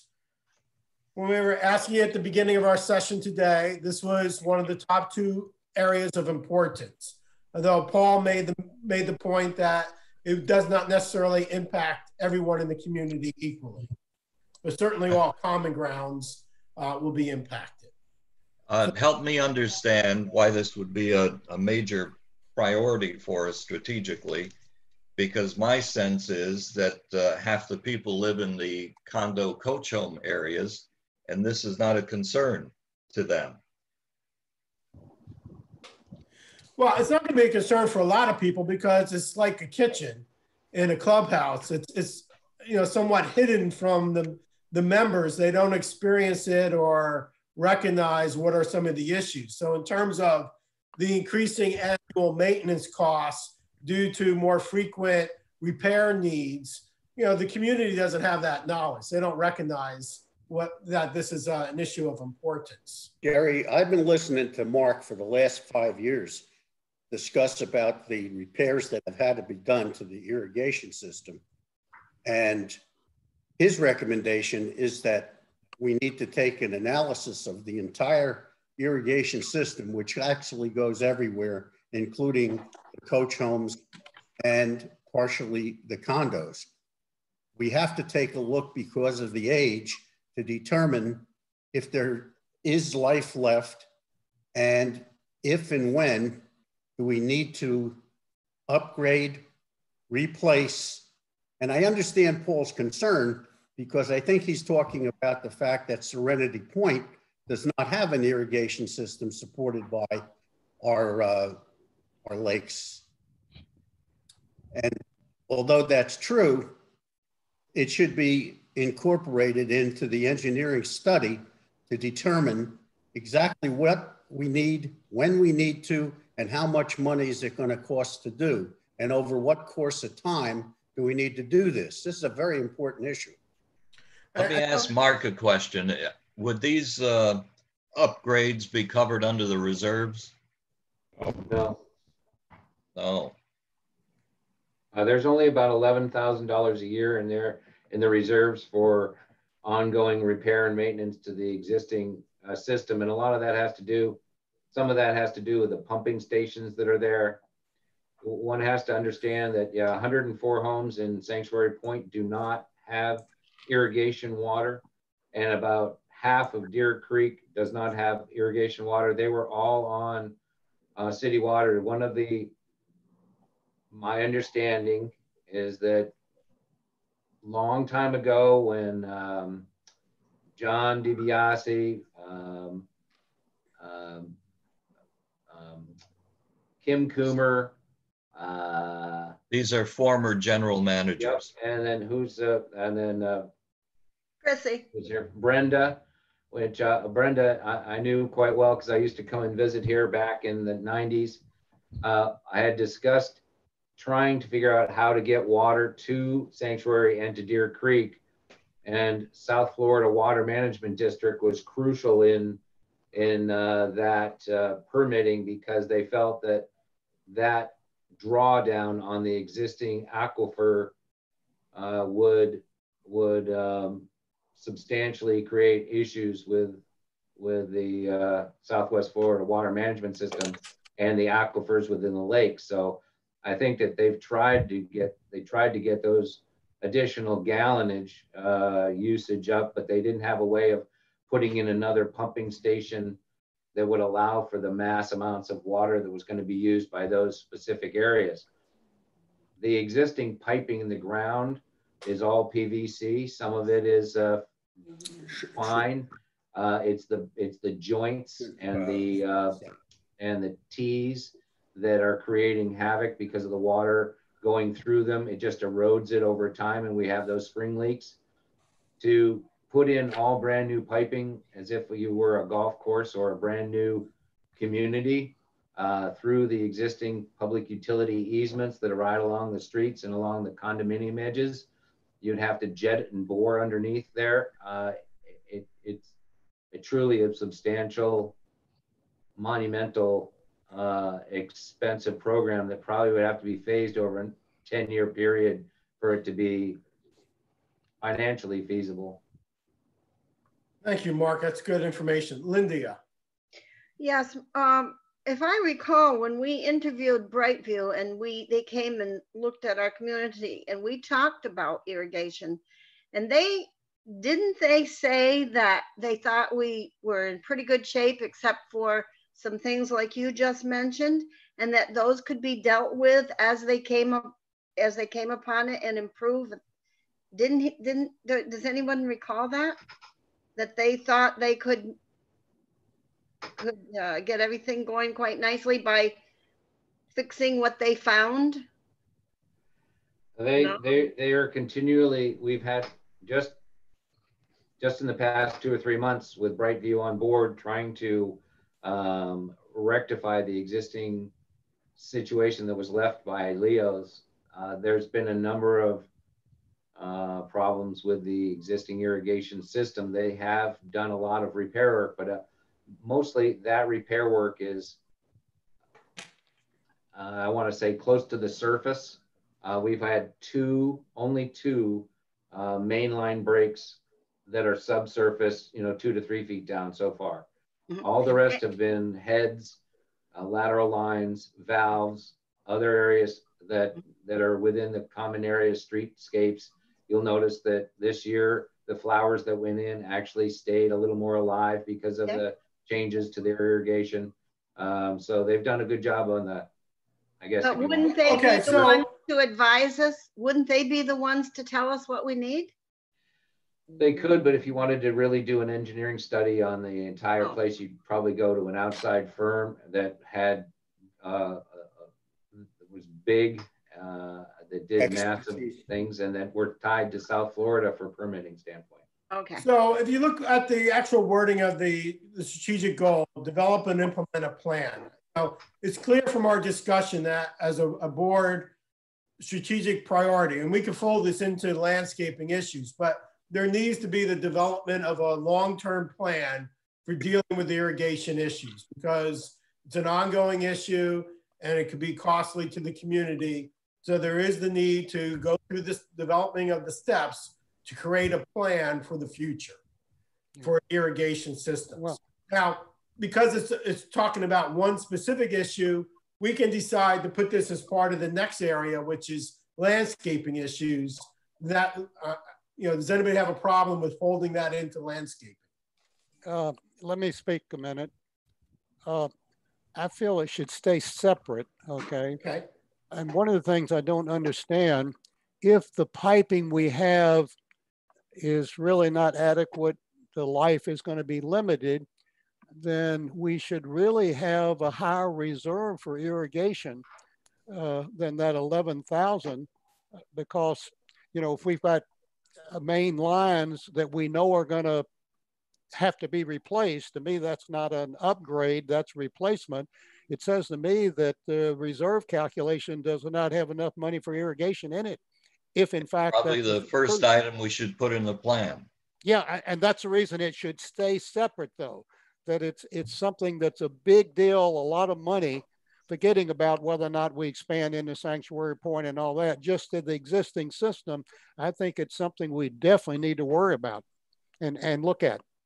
And it should be separate from landscaping, okay? And we can't even broach the subject until we get an engineering plan to be able to gauge the age and condition of our current piping so that we can develop how long it's going to last and how long can we afford to take in order to either replace or change it.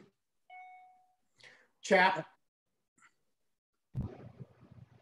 Two things. Number one is, upon listening to the discussion, I think I agree with Brownie. This is a this is a completely standalone issue. Now I'm jumping ahead to maybes, and I'll make this very, very short. If we're serious about this, I think what we need to do is to get an engineering study to find out what it's going to cost to bring this irrigation system up to snuff. And the answer could be to begin charging and accumulating reserves to deal with it when we reach the breaking point. That's all. What irrigation system are you talking about? The one that exists, right? Not a new one. The one that exists. Okay. Here 25 years. And the infrastructure that supports the heads that are supposed to be sprinkling my lawn are at least as old as my house is, which is 25 years. I agree. Nothing. Great. We're having definition problems all day long, so I thought I'd clarify it. All right, let's move on to number 7, though. I think we all agree that we need to keep this as an area of importance. Yeah, it's something. So one of the topics that had the greatest level of support among all the residents in the survey feedback is, ensuring that the maturing landscape is well maintained and enhanced as a function of time.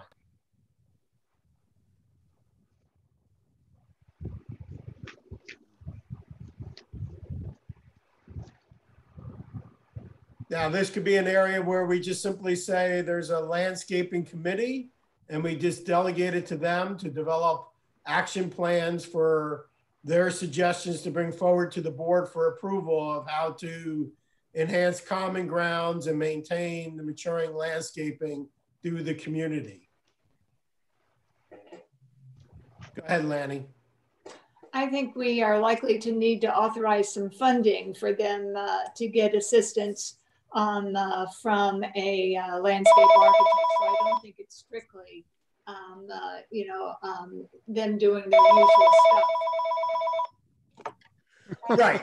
They would have to get board approval and the board has to respond, but this is something that could be delegated in terms of they develop what are the action items and what do they need, what are some of the costs attached to it, and then they can take it to the board for discussion and approval. Go ahead, Paul. Before we go there, I'm just thinking out loud. I know in previous strategic plans, landscaping has always been in the top 3. Now we're 25 years down the road and we're dealing with very mature plantings. I think we need to have a landscape architect involved and maybe even Collier County to come in and give us some guidance and decide where we go. To simply turn it over to the landscaping committee, to me, the community told us this is a big deal. It's very important. And I would hate for the board to abrogate its responsibility and farm it out to a community. I think we need to be very close to this. But I'm just thinking out loud here. I'd like to hear from the rest of you. I think that I agree with you wholeheartedly, Paul. In this instance, we need to hire somebody with the expertise to be able to work with what we have, and the same thing like the irrigation, determine how long these mature plants can continue, whether or not they need to be replaced, level. So we're looking at another engineer in a different capacity. I just think it's a lot to ask for the landscaping committee. Yeah, I think. Lydia, how do you feel? I agree. I think, we need to know the life of all the different plants, and we need to know how these have been affected by the poor irrigation. I mean, I think it's all interrelated too. And as they mature and the expense increases all the time for trimming, I think we need an expert. Yeah. Okay. Well, let me bring up one issue on this subject, which we'll have to deal with. we've got the, you know, we're talking about landscaping, but we've got, you know, a good portion of landscaping the individual owners are responsible for. So we need to deal with, are we going to require owners to replace plants, or what's going to, so, I mean, I'm not giving the solution, but we need to include that. That's a real issue. Much of the landscaping is on individual properties where the owners are responsible for it. Yeah, but I think Brownie, that in order to do this in a concise format, that we should really have the expert deal with the common areas. If you add all of our private areas as well, you're getting into double the capacity of what is needed to be done. And I'm not sure that me as a homeowner, should I have to pay for somebody to tell me what I should do in my yard? I'm not sure I'm willing to take on that responsibility. Oh, I didn't say we were going to hire someone to look at the individuals. All I'm saying is if we get some guidance, it could also apply to there's some of the plants on the individual, the same as the plants, some of the palm trees and all is the same in the common land. But all I'm saying is, and the live oaks and all of that, they're on most of those are on private property. So I'm not saying we pay someone to look at every property. I'm just saying it is an issue about requiring how we handle acquiring, you know, private owners to replace plants that need to be. Okay. Gotcha. Right. And so there could be some guidance and some communication that's part of this process that's given to homeowners. Lindia and then Lanny. Yeah, I'm going to backtrack on what I just said before. I think maybe paying Brightview or someone like that to walk through all the common areas with us and go through everything that needs to be done and what is lacking and what needs to be replaced. I almost think that would be sufficient, because we got to remember that we're only talking common areas, and the condos and the coach homes have their own common or their own problems with their facilities too. So if we're just talking common areas, I don't see a need of a great big expense to hire a real expert. I think we need somebody who understands the community and understands, I would think somebody from Brightview could do that with us. All right, Lanny and then Mark. I just wanted to give some background on Brownie's comment regarding private home landscaping. In the past, the architectural standards in the landscaping committee considered developing some standards or additional standards for homeowner landscaping, but it was deferred until we improved the community landscaping, because we felt that it wasn't appropriate to expect more from homeowners than what we were doing with the common areas. So I think it's definitely a two-phase process. And once we are able to improve the common area landscaping, then we might move toward asking to have some standards developed for homeowners. I still think that we need a landscape architect to assist us with this. Okay, good. Mark? Well, over on the right-hand side there, you see the last 2 or 3 bullet points have to deal with some of the landscaping issues that are not so, doesn't have to deal directly with areas of common, you know, age and how long things are going to last. Lindy, I can only tell you from Brightview or Leo's or another landscaping firm, for them to be able to sell us on the fact that things need to be replaced is going to be, they're going to thumbs up on that one. Yeah, that's right. I would have to say that I'm kind of in Lanny's shoes. You have to remember that we did hire, once again, Waldrop Engineering when we hired them, and they are looking at the landscaping at the front monuments, etc., that the landscape architects that are specifically within their firm can assist us in these endeavors. Right, If that's fine.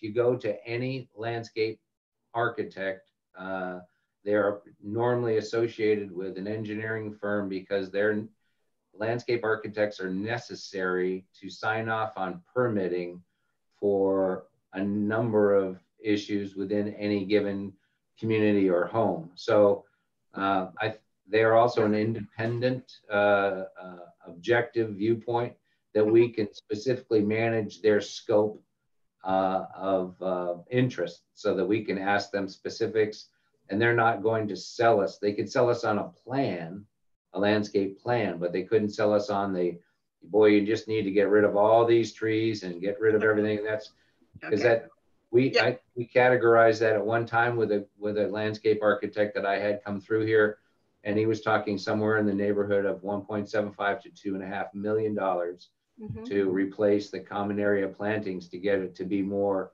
modern. And I think that, you know, we have to be very careful about how we do that. We've increased our expense lines in landscaping overall in the budget.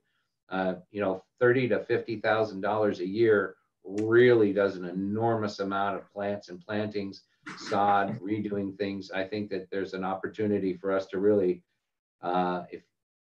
phase the common areas over a period of time and really make a difference in the community to make it look perfect. But I think a landscape architect could help us with those endeavors. Okay, I backtrack. Okay, so we know this is an area of importance, and there's some steps that we need to identify to pursue improvements and enhancements to the landscaping of the community. Let's move on, for the sake of our schedule, to the last area, which is renter reform.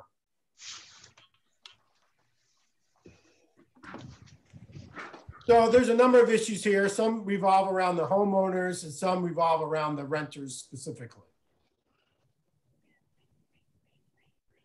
I can tell you quickly that unfortunately, we've just gone to Jason over the past couple of weeks to ask them specifically about whether or not within the homes, not the condos, whether or not the board or the management, administration, or the combined two can effectively deny renters based on our personal wants and wishes because of either their past performance or their existing behavior that revolves around neighbors, etc. Because we've had some bad renters in here that just do not want to obey the rules. They get admonished. They get letters written to them and to their homeowners, but none of it breaks the law. And so our advice from Jason, and I think Paul, you read this, is that we really don't have an ability to deny rentals within the community based on a number of reasons, you know, other than the, you know, Title VIII, you know, race, creed, color, you know, all of that. However, we have to figure out how to manage some of these individuals more effectively so that they can become put in a box, and we have to. So the rental reform, in my eyes, is not only the behavior and the I guess the how to manage the renters as an overall standpoint, but what do we do to make sure that the homeowners understand that when they are renting, whether they're in a condo or they're a home, that they have to be held specifically accountable for the actions of their renters, and therefore could be fined or suspended or other actions taken against them, which would impact their pocketbooks. Because I really don't think that they care if we write up and send letters to the renters as much as it does if they're dinged on their pocketbook.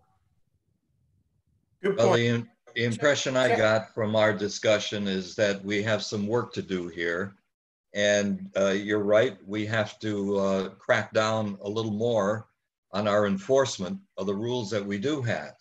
And I think the board needs to be behind this whole effort. And we have to have a full discussion of this. And I think it may involve some changing of our declarations and rules and regulations also as we move down the road. but when it starts to impact speeding, because we think that many renters have no respect for the rules that we have in this community. So I think we have to tighten up on that. We have to tighten up on our own enforcement, and we have to develop the rules. And I think that's a board responsibility. We know that 83% of the people here support the fact that all renters should adhere to the rules. And we have to work at the owners also, because the owners have a tendency to take whatever lease comes around because they'll pay them for the year or the month or whatever. So I think we have a lot of work to do in this area. We've begun some work with short-term rentals that I think will pay off, but we have to tighten that up also. So I think we have a lot of work to do here. And it kind of falls into access that we discussed earlier, and how many people get closed out of events because we have renters that are coming in and taking spots, and we have a lot of issues to talk about here. So Okay. I guess I wanna bottom line, and then I'm I going to think go to this is something the board has to pay attention to. I'm going to go to Chap, and then I'm going to go to Lindia. Thank you, Paul. Well, you're not going to like where I'm going with this, and you're probably able to figure it out when I ask these questions. Mark, what % of our homeowners rent their property, do you think, anytime during the year? I think that was in the census survey. I don't have that number in front of me. Yeah, I don't have that in front of me. Mark's gone. Sorry about that. I had to let somebody in the clubhouse. Oh. What % of our homeowners Mark, do you know- rent their property? Do that again. What percentage rent their property, Mark? Do you have an idea? We have 70, I think 70 or 71 full-time year-round renters. And then Laura told me that there's on an ongoing yearly basis overall, somewhere around 200 to 300 total. And that means that one unit can rent the 3 times, or, you know, they're renting 2, but there's 300 probably transient personalities on property in any given year. Well, where I was Lanny, going, did you look up numbers? Lanny, did you have something to add? Yeah, I have the survey information, or the census information. 4% of the respondents are investment rental only, and 11% are part-time resident and rental property, and 42% don't rent, let's say. And then house. Yeah, that's all that's all that's there, other than length of time. Okay, Linda, where I was going is probably not a very good idea, but I'll ask the question anyway. Mark, do any communities just prohibit rentals at all? Not to my understanding. I just know that they've placed heavier restrictions within their declarations to minimize the amount of renters and the length of stay. And for instance, Copperleaf has 560 some units within it. I think it's $1,000 transfer fee. They only allow rentals for a period of, it's either 6 months or not even a year. I think the maximum can be 6 months. They can either do a 3 month or 6 months. It's $1,000, and they really clamp down on the rentals there because they just don't want that transient nature in there. But that's part of their declarations, and it has been for quite some time. Most of the other communities in the area rent and have the sort of the same caveats that we do. I think that's probably the concept and issue we have to zero in on. Well, where we're going is, does this community want a transient nature of a community with a lot of rentals and Oh. a lot of the problems that occur because of rentals. I think that's the issue here. Well, the answer to your question is absolutely not. Is it different now than it was 10 years ago? It appears to be. And you take a look at the survey results and it pretty high response here. So it's on a list. All right, so it is on the list. Linda, what are your thoughts? I got a couple thoughts. I think one is if you look at the advantage to, I think if we found out how much we actually collect on fees, transfer fees, would be a good amount. And a lot of those people that rent here come year after year and become buyers. Like we have 2 people right now on the board who rented first and now are buyers. That would be 2 and maybe 3. I don't know if another person did, but many buyers here started out renting for a month. We do have a minimum of a month. Some owners only rent for a month or 2. And it's usually high season, January, February, March. And also the condos have a way, and I don't know if condo law is different, but we can refuse a renter on past behavior. I'd like you to ask Jason about that because we've done it.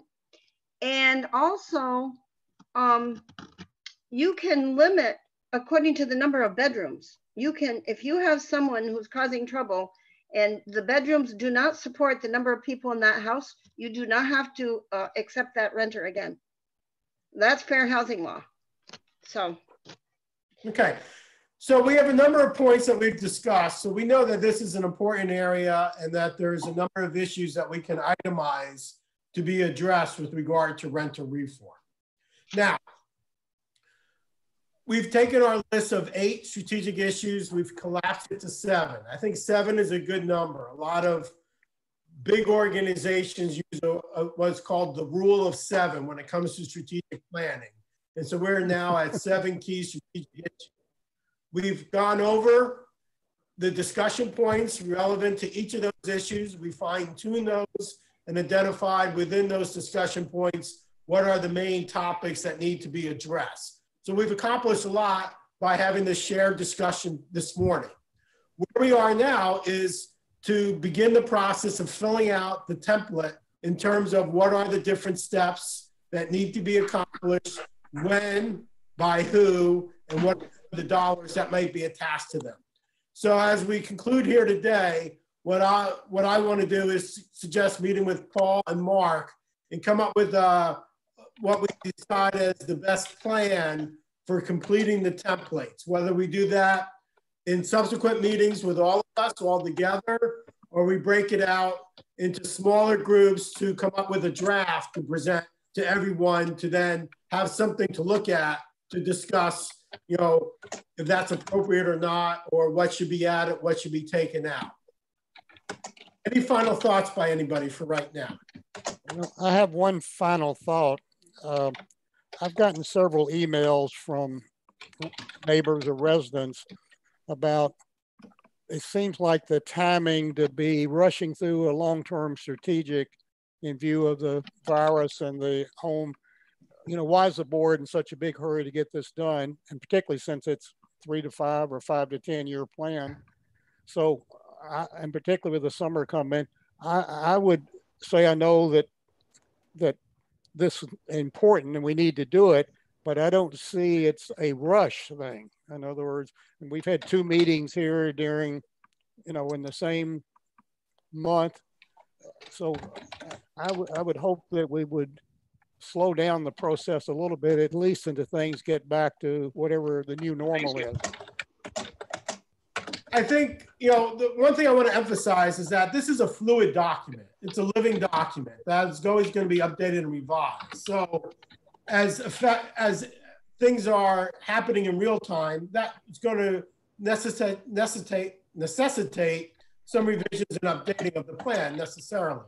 But for our purposes, we do want to start thinking about what are some of the action items that we need to focus on. And we can set liberal deadlines for accomplishing them, but we have to have a shared understanding of what we've agreed needs to be done. And that could take us the next 2 months to agree on it. And I don't think that would be rushed by any sense of the word. Paul. Well, let me remind everyone that we began this process over a year ago. So I don't see that we're rushing much of anything. This is a long process. We've made great progress. And I think the format of these meetings are very workable and manageable.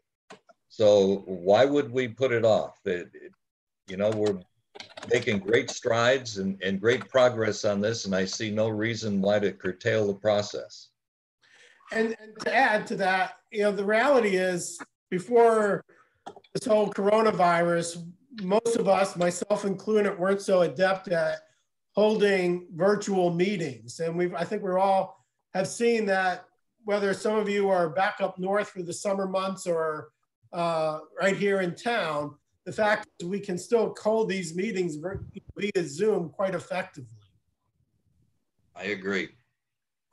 I think the format is very accessible to all of us, and surprisingly so. I've never used Zoom to this extent before, and I'm very satisfied with its results. The ability that we can stream the YouTube to the entire community as well, with so that they can, I guess, participate is an advantage, because it doesn't matter how many people it goes to, they can all be a part of it. I think it's a beneficial platform during this time. And I actually, oddly, we get 20 to 30, sometimes 15 or 10 individuals to come to the board meetings on these platforms. We're seeing over 100. So it's actually oddly being much more inclusive to the entire community at large than our specific board meetings are, and sometimes at 1 o'clock in the afternoon. So it's a great thing right now. Good. Lanny? That was my point also, but I understand a number of homeowners are writing in questions on the YouTube post, and I wonder if there's a way that we can get a copy of those questions. Cezanne, have you have any idea on that? I mean, I'm at it on my phone now, and I'm not seeing any chats, but I'll pull it up on the computer and see. And I don't know about today, go that route, let's be sure that they're residents. I understand at the last meeting that there were residents that were that thought that they could ask us questions during the meeting, which, you know, obviously they weren't able to do, and some people explained that to them. But I think that we don't want to leave their comments and questions hanging without having anyone have a chance to look at them. Agreed. So any other final thoughts for this morning?